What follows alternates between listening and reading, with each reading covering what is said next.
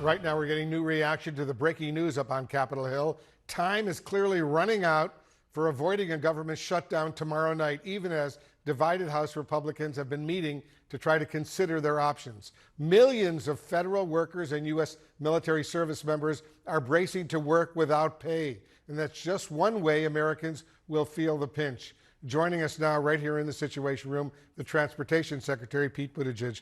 Secretary, thank you so much for joining us. Thanks for having me. So what is the Biden administration right now doing to avert a government shutdown? Well, we're making all the preparations that are necessary for the eventuality of a shutdown. Is it for sure it's going to happen? It can and it should be avoided, and it has to be avoided. And so we're also urging Kevin McCarthy and House Republicans to honor the deal that they already made. Remember, the President of the United States and the Speaker of the House made a deal. The majority of Republicans voted for it at the time in Congress.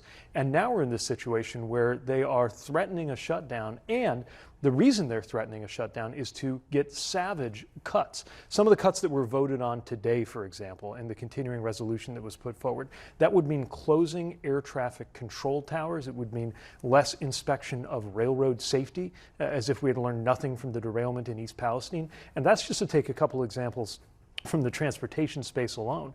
The extremism has taken hold. I think it's just a few fringe members of the Republican Party in Congress, but if they generate a shutdown here, the effects will be felt by everybody. And history has shown us that that kind of chaos in Congress can quickly lead to chaos at airports. Well, let's talk about the disruption, the aviation disruption that could happen if there is a government shutdown. What should folks who want to fly, for example, expect? Show up at the airport 3 hours early, 4 hours early? What's going to happen? Well, the longer it goes on, the more disruptive it gets. Now, let me be clear. Our air traffic controllers, they're going to keep going into work. They are required to do that. They're going to work even though they're not going to get paid. Exactly. And think about the stress. Think about the intensity of that job on the best of days.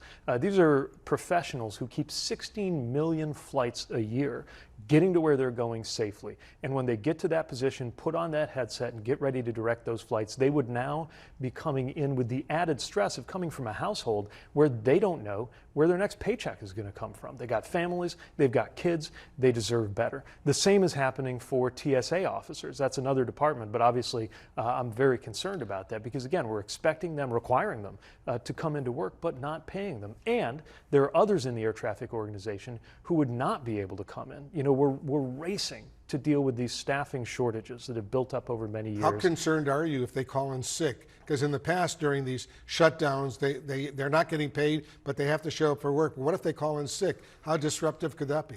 Well, again, they're pros. They're coming in to do their job, but you know, each passing day, it is harder and harder to look these folks in the eye and say, we expect you to come in and do this job, and we're not going to pay you for it. By the way, this shutdown would lead to the same thing for service members, soldiers, sailors, airmen, Marines, who are out there doing their job, serving this country, not getting paid. It's unacceptable. Yeah, it's hard to believe, as my dad would say, this is happening here in the United States of America. I want to get your reaction to what one TSA worker told CNN about how she and others are preparing for this government shutdown. Listen to this.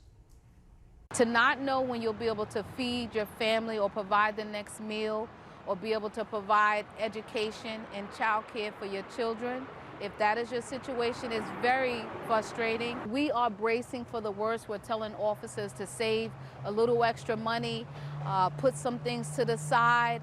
If it's not a necessity, please don't spend in excess what you don't need. How do you respond to that?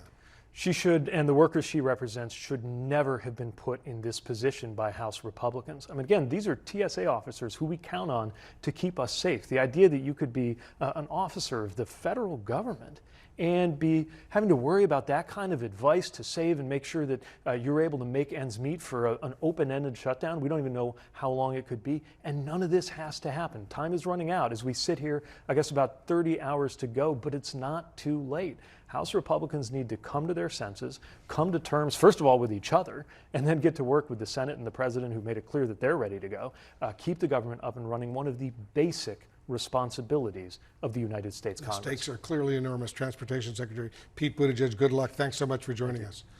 Let's hope that this could be avoided.